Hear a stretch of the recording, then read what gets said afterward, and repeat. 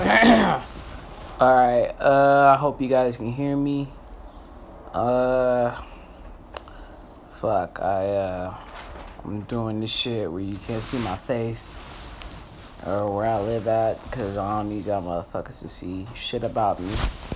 I want to kind of go in about Joe Budden's and the Migos situation. I'm sure there's a million trillion videos about the situation, but I have a unique perspective about it, I think. I'm just curious to see if you guys agree.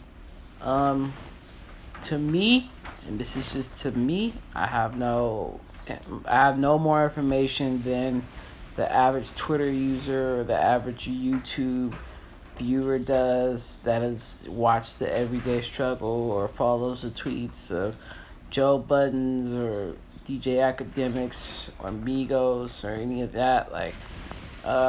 Just from my observation, it seems to me that the issue that Joe had with the Migos uh, was deeper than what was said.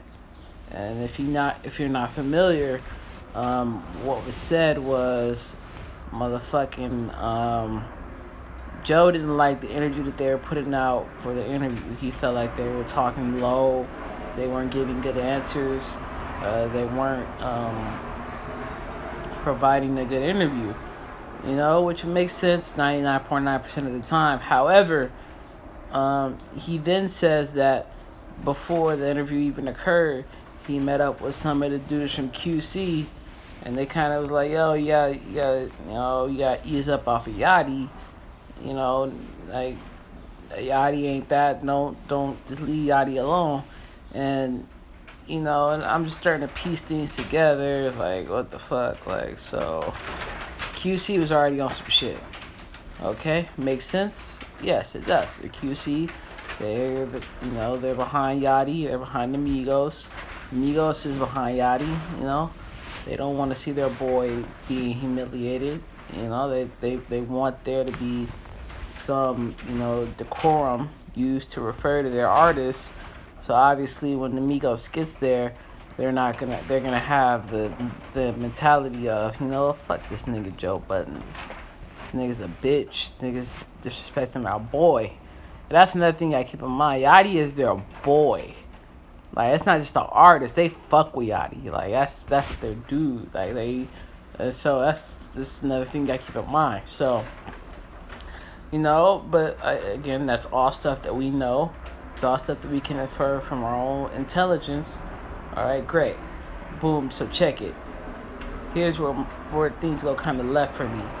I don't know what Sin Santana was watching where she thought that DJ Academics was somehow dick riding the Migos just to be asking them a question.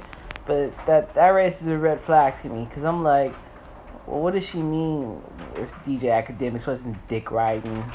Then that shit wouldn't have happened. He was doing his DJ Academics thing. He was just being him, just trying to talk his way out of a hole that he was in, which is what he normally is in during these interviews, because he's Jamaican. His English is not his strong suit.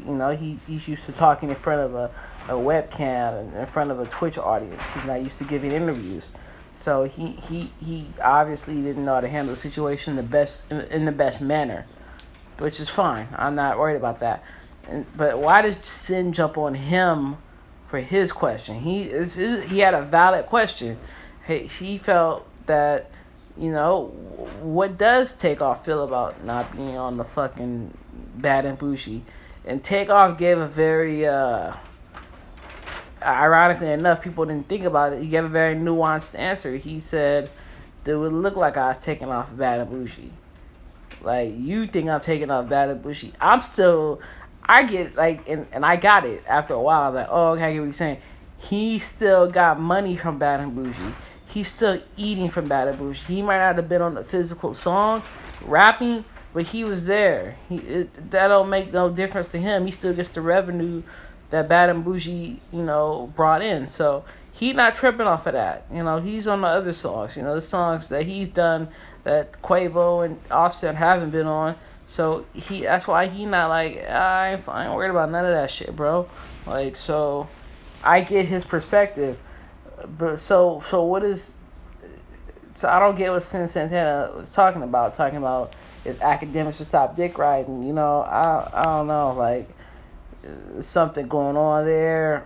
I think specifically, and I have no proof of this. Again, this is my observation. There is no proof of what I'm saying, but there's something weird going on with Migos and Joe and Santana.